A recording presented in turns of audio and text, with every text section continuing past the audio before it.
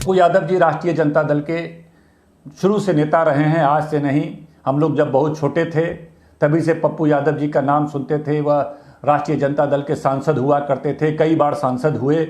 पप्पू यादव जी पर पहले तो आपने केस करवा दिया छपरा कोर्ट में, छपरा के थाना में, कोई अमौर थाना पड़ता है, वहां आपने केस का एफआईआर करवा दिया, क्योंकि वो बिहार के सांसद रहे हैं। हम लोग विपक्ष में हैं, तेजस्वी यादव विपक्ष में है, हमारी कोई नहीं सुनने वाला है। पप्पू यादव ही नहीं, तमाम जदयू में भी हैं, भाजपा में भी हैं, तमाम लोग हैं। लेकिन सब लोग की राजनीतिक शुरुआत, बिहार के 90% नेताओं की राजनीतिक शुरुआत लालू प्रसाद की सानिध्य में हुआ है, उनके आशीर्वाद से हुआ है, उनके सहयोग से हुआ है। इसलिए तमाम लोगों को हम कहीं ना कहीं परिवार का अंग ही मानते हैं, और कहीं भी अन्याय हो, चाहे किसी भी पार्टी के नेता के साथ हो, आवाज उठाना चाहिए। और मुझे लगता है इसलिए हमने आज आप लोग के साथ आए और हम उनकी गिरफ्तारी का विरोध करते हैं। बिहार में लोकतंत्र बहुत खतरे में दिख रहा है। जिस तरह से आज पप्पू यादव जी का प्रकरण हुआ, पप्पू यादव जी राष्ट्रीय जनता दल के शुरू से नेता रहे हैं, आज से नहीं। हम लोग जब बहुत छोटे थे तभी से पप्पू यादव जी का नाम सुनते थे। वह राष्ट्रीय जनता दल के सांसद हुआ करते थे, कई बार सांसद हुए और पार्टी के वरिष्ठ नेता थे। लालू जी ने उनको बहुत आगे बढ़ाने का काम किया। आज वो एक अपनी पार्टी बनाकर काम कर रहे थे, सेवा कर रहे थे। लेकिन जिस तरह से पप्पू यादव जी को गिरफ्तार करने का काम किया है, ये बहुत अपने आप में बहुत आश्चर्यजनक है। मुझे आश्चर्य होता है कि नीतीश कुमार जी, एक लोकतांत्रिक देश है, बिहार एक लोकतांत्रिक राज्य है, और इसमें एक नेता को बिला वजह इस तरह से प्रताड़ित करना, जो आदमी सेवा कर रहा है, अपना काम कर रहा है, आखिर क्या कारण है कि इनको गिरफ्तार किया गया? पूरा बिहार जानता है, पूरा देश जानता है कि भारतीय जनता पार्टी के नेताओं के खिलाफ उन्होंने आवाज बुलंद किया। छपरा के सांसद जिस तरह से एम्बुलेंस को अपने घर पर, 2 दर्जन से अधिक एम्बुलेंस को अपने घर पर रखे हुए थे और लोग एम्बुलेंस के बगैर मर रहे थे, 20-20 हज़ार रुपया देना पड़ रहा था, इस मुद्दे को उन्होंने उठाने का काम किया।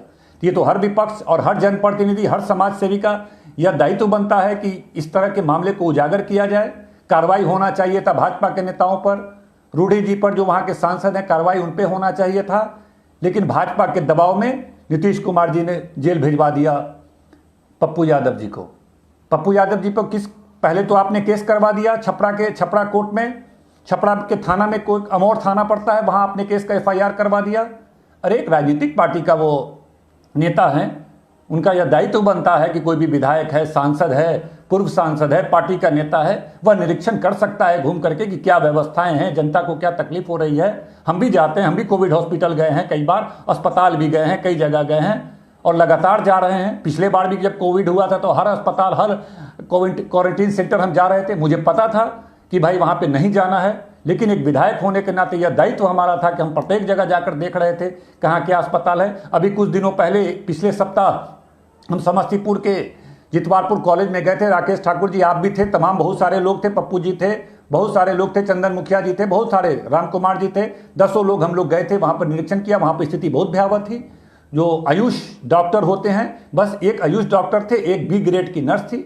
हम क्या इतने बड़े 50 बेड के हॉस्पिटल में एक आयुष डॉक्टर? हमने तुरंत प्रशासन से बात किया और तुरंत वहां पर व्यवस्था करवाया, 10 डॉक्टर वगैरह मेडिकल स्टाफ का। ये तो दायित्व बनता है जनप्रतिनिधियों का, सामाजिक कार्यकर्ताओं का, कि इन सब चीजों का निरीक्षण करें।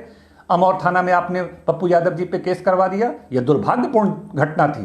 क्या आपके कंसेंट लिए बगैर, आप मुख्यमंत्री हैं राज्य के, एक किसी पार्टी का नेता पर इस तरह का एफआईआर दर्ज करवा देना? जब आप लोगों को लगा कि इस केस में अगर इनको जेल भेजेंगे तो जनता में आक्रोश होगा, पुराना केस, 32 साल पुराना केस में बेल टूटा मामले में कर दिया, जबकि कोर्ट का आदेश है कि अभी कोरोना का समय है, कोरोना के समय में किसी की गिरफ्तारी छोटे मोटे केसों में या बेल टूटी मामले में, जो बेल टूट जाता है उस मामले में गिरफ्तारी न दिया जाए, बल्कि उसके थाने से बेल दिया जाए। क्योंकि जो लोग बाहर हैं वह अगर अंदर जाएंगे तो या तो बाहर का संक्रमण जेल के अंदर चला जाएगा या सुरक्षित आदमी अंदर में जाकर संक्रमित हो जाएगा। इसीलिए स्पष्ट रूप से कोर्ट का निर्देश है कि तमाम छोटे मोटे मामले में, इस तरह के मामले में थाने से ही बेल दिया जाए, गिरफ्तार न किया जाए। उसके बावजूद जिस तरह का व्यवहार किया गया है, यह बिल्कुल अलोकतांत्रिक है। मुझे आश्चर्य होता है, भाजपा के राजनीतिक चरित्र से हम लोग वाकिफ हैं, लेकिन नीतीश कुमार जी, आप कैसे उसके हाँ में हाँ लगाए हुए हैं कुर्सी के लिए, मुख्यमंत्री पद के लिए? दुर्भाग्यपूर्ण है। आपको इसमें सहमति नहीं देना चाहिए था। आपको तुरंत बात करना चाहिए था कि भाई ठीक है, इसको वारंट है, इसको बिल को ले लेगा, थाना जाकर के बेल ले लेता है। इस तरह के मामले में हम पर भी कई केस हुआ है, कोविड से रिलेटेड या तमाम लोगों पर, कई लोगों पे हुआ है। ये बेलेबल सेक्शन होता है, बेल दे दिया जाता है इसमें। ये बहुत ही दुर्भाग्यपूर्ण है। वर्तमान में जो स्थिति बिहार सरकार के नीतीश कुमार जी के नेतृत्व में चल रहा है, यह एक अलोकतांत्रिक है। हम पप्पू जी की गिरफ्तारी की निंदा करते हैं, घोर निंदा करते हैं।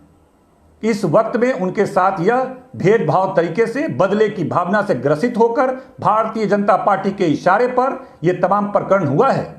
मुझे अफसोस आता है, न्यायपालिका कैसे इस तरह के मामले में इस तरह का कदम उठा सकता है कि तुरंत वारंट, तुरंत गिरफ्तारी। समय मिलता वो आराम से, वो भागे हुए थे, वह अंडरग्राउंड थे, वह फरार थे। बिल्कुल नहीं, जनता के बीच थे, पुलिस प्रशासन के बीच थे, पूरी सरकार की नजर थी। जब चाहते वो हाजिर हो जाते, जब कहते वो हाजिर होकर बेल ले लेते। तो ये दुर्भाग्यपूर्ण है। मैं इस घटना की, उनके इस गिरफ्तारी की निंदा करते हैं। और मुख्यमंत्री जी, मुझे अफसोस है कि किस तरह से भारतीय जनता पार्टी के इशारे पर आप काम कर रहे हैं। अभी मैंने कुछ दिनों पहले देखा कि बिहार में युवा राष्ट्रीय जनता दल के आह्वान पर युवाओं को रोजगार देने के लिए विधानसभा घेराव का एक आंदोलन तय किया गया था। एक दिवसीय आंदोलन था यह बिहार विधानसभा के घेराव का, जिसमें बिहार के नेता प्रतिपक्ष तेजस्वी यादव को उपस्थित होना था। तेज प्रताप जी भी उपस्थित थे, अब्दुल बारी सिद्दीकी साहब, श्याम रजक, जगदानंद सिंह प्रदेश अध्यक्ष, तमाम लोग उपस्थित थे। उसमें क्या हुआ, उसमें छोटा सा कुछ झड़प का क्रिएट करके वहां पर, और नेता प्रतिपक्ष जो बिहार के मुख्यमंत्री के बाद बिहार का सबसे बड़ा नेता, संवैधानिक पद पे बैठा व्यक्ति है नेता प्रतिपक्ष, उन पर 307 अटेम्प्ट टू मर्डर का केस कर दिया। मतलब आपको लगता है कि कोई आपकी सरकार के खिलाफ आवाज बुलंद ना करे? बताइए, नेता प्रतिपक्ष जो बिहार का दूसरा सबसे बड़ा नेता है, एक संवैधानिक पद पे बैठा व्यक्ति है, उस पर आप किस तरह का धारा लगा करके केस किया? आपने कहा अटेम्प्ट टू मर्डर का केस किया। अरे, युवा राजद के 1000, 2000, 5000 कार्यकर्ता जुटे थे कि बिहार के युवाओं को रोजगार मिले, यह हमारे पार्टी का एजेंडा है। उस एजेंडे पर हम सत्ता में नहीं आए तो आपके खिलाफ हम आवाज उठा रहे थे कि आपने घोषणा किया था कि हम युवाओं को रोजगार देंगे, 19 लाख युवाओं को रोजगार देंगे। आपका बजट पेश हुआ, उस बजट में युवाओं को रोजगार से संबंधित कोई भी उसमें घोषणा नहीं था, जिसके खिलाफ युवा राजद ने कार्यक्रम किया। तेजस्वी यादव जी उसमें उपस्थित हुए। कुछ पथराव हुआ, क्या साजिश हुआ, उस पर हम विशेष चर्चा करना नहीं चाहते हैं। लेकिन आप नेता प्रतिपक्ष पर 307 का मुकदमा कर दिया। नीतीश जी, आप जननायक को मानने वाले लोग हैं, आप लोहिया को मानने वाले लोग हैं, आप जयप्रकाश को मानने वाले लोग हैं। आप कहते हैं कि इन लोगों को अपना आदर्श मानते हैं, तो क्या विपक्ष के साथ ऐसा सलूक किया जाता है? अभी और हमने इससे पहले भी एक घटना देखा कि आप पुलिस को सशक्त करने के लिए एक कानून बनाना चाहते थे। तमाम विपक्ष इसका विरोध कर रहा था। राष्ट्रीय जनता दल कह रहा था कि नहीं, इस कानून से पुलिस को अत्यधिक शक्ति मिल जाएगा, जिसका दुरुपयोग होगा, और बिहार की जनता को, जो भी लोग विपक्ष में काम कर रहे हैं, जिस तरह पप्पू यादव जी और तेजस्वी जी और तमाम नेताओं पर आपकी कार्रवाई चल रही है, तो ये शक्ति अगर मिल जाएगा तब तो वो दिन दहाड़े किसी भी नेता पर कोई भी कार्रवाई कर देंगे। इसलिए इस शक्ति का राष्ट्रीय जनता दल भी और तमाम विपक्ष, कांग्रेस पार्टी भी, वाम दल भी, तमाम विपक्ष विरोध कर रहा था कि इस तरह की शक्ति पुलिस को नहीं दी जानी चाहिए कि बिना वारंट के किसी को गिरफ्तार कर ले, और तमाम तरह की जो शक्तियां का प्रावधान उसमें किया गया था, अत्यधिक शक्ति दी गई थी। तो क्या उसमें आप उसको वापस ले सकते थे?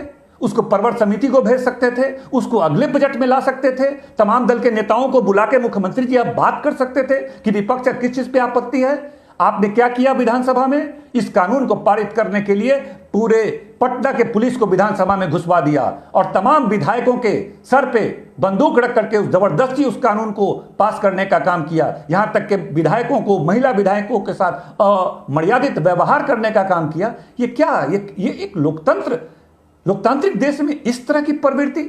मुझे आश्चर्य होता है कि इस तरह का चेहरा हमने पहले नहीं देखा था। बताइए, विधानसभा में जो हुआ, क्या होना चाहिए था उसमें? अरे, मुख्यमंत्री जी कहते ठीक है, तत्काल स्थगित करते हैं, दोबारा तमाम दलों के साथ बैठक हो जाएगी, फिर इसको अगले बजट में पेश किया जाएगा, फिर अगले बजट में आप ले आते। हो सकता है कि कुछ एकाध दो कमियां हमारे उसमें संशोधन हो जाता, फिर पेश कर देते, ले आते। लेकिन आपने बंदूक के नोक पर विधानसभा में तमाम विधायकों को पिटवाया, लाठी डंडा चलवाया और बंदूक के नोक पे पास करवाया। ये लोकतांत्रिक व्यवस्था नहीं है। दूसरी तरफ अभी हमने देखा पूर्व सांसद शहाबुद्दीन साहब का मामला हुआ। वो तिहाड़ जेल से एक सांसद थे, लगातार 4 बार के सांसद थे। उस व्यक्ति को आपने पटना के किसी अच्छे अस्पताल में इलाज हो, यह दायित्व तो बिहार सरकार की थी कि बिहार सरकार नजर रखे, क्योंकि वो बिहार के सांसद रहे हैं। हम लोग विपक्ष में हैं, तेजस्वी यादव विपक्ष में हैं, हमारी कोई नहीं सुनने वाला है। लेकिन आप सत्ता में हैं, आपको चाहिए था कि बेहतर से बेहतर अस्पताल में इलाज हो, यह सुनिश्चित होना चाहिए। जबकि हाईकोर्ट ने भी आदेश दिया था, हाईकोर्ट ने भी आदेश दिया था कि इनका बेहतर इलाज हो, आप इस दिशा में बात करते। आपने वहां भी काम नहीं किया, और वो एक घटिया अस्पताल में लापरवाही की वजह से कहिए या षड्यंत्र की वजह से कहिए, ये एक व्यापक मामला है। क्योंकि उस परिवार का कहना है और हम लोग का भी मानना है कि शहाबुद्दीन साहब के मामले में सिर्फ लापरवाही मामला नहीं है, बल्कि एक कॉन्स्पिरेसी भी मामला है। जिस तरह बाहर के एक व्यक्ति को, वहां संक्रमित व्यक्ति को रखा जाना, एक घटिया अस्पताल में भेजा जाना, उसके बाद डॉक्टरों का अच्छे अस्पताल में रेफर करने का जो आग्रह किया गया था कि भाई को अच्छे अस्पताल भेजा जाए, कोर्ट का भी आदेश था, उसके बावजूद तमाम अधिकारियों के द्वारा उनको अच्छे अस्पताल नहीं भेजा जाना, ये कॉन्स्पिरेसी भी थी। इसकी जांच की मांग परिजन कर रहे हैं, हम लोग कर रहे हैं।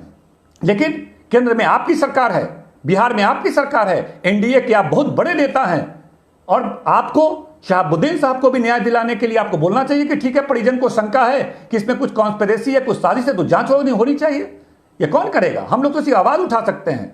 लेकिन केंद्र में भी आपकी सरकार है, बिहार में भी आपकी सरकार है, आपको तुरंत आवाज उठाना चाहिए कि ठीक है, हम इसकी सीबीआई जांच कराएंगे, उच्च स्तरीय जांच कराएंगे, या सुप्रीम कोर्ट के, हाई कोर्ट के किसी जस्टिस के निगरानी में पूरे मामले की जांच कराएंगे। शहाबुद्दीन साहब के इलाज में कहां लापरवाही हुई?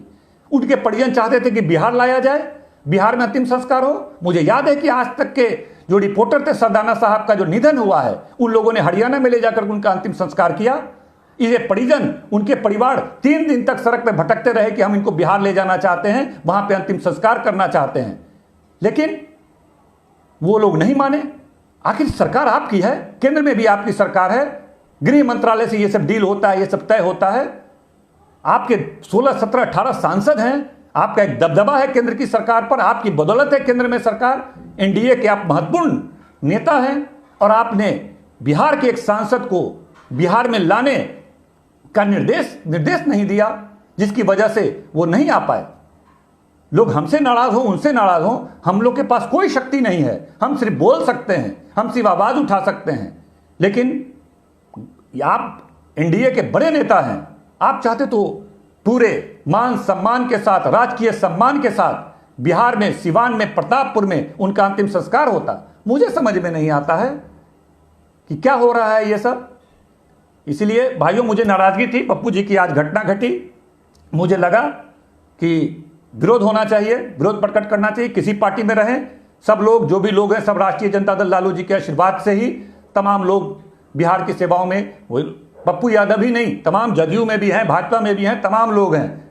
लेकिन सब लोग की राजनीतिक शुरुआत, बिहार के 90% नेताओं की राजनीतिक शुरुआत लालू प्रसाद की सानिध्य में हुआ है, उनके आशीर्वाद से हुआ है, उनके सहयोग से हुआ है। इसलिए तमाम लोगों को हम कहीं ना कहीं परिवार का अंग ही मानते हैं, और कहीं भी अन्याय हो, चाहे किसी भी पार्टी के नेता के साथ हो, आवाज उठाना चाहिए। और मुझे लगता है इसलिए हमने आज आप लोग के साथ आए, और हम उनकी इस गिरफ्तारी का विरोध करते हैं। और नीतीश जी, आपके इस कृत्य का, इस कार्रवाई का, कि आपने भारतीय जनता पार्टी के कहने पर, भारतीय जनता पार्टी ने जो उनको गिरफ्तारी करवाने इसके षड्यंत्र किया है, आपको बीच में आकर के हस्तक्षेप करना चाहिए। आप बिहार के मुखिया हैं, सबके नेता आप एक तरह से हुए जब बिहार के मुख्यमंत्री होते हैं। तो ये नाराजगी थी, उस नाराजगी को विरोध प्रकट करना था, और हम लोग सब लोग साथ हैं।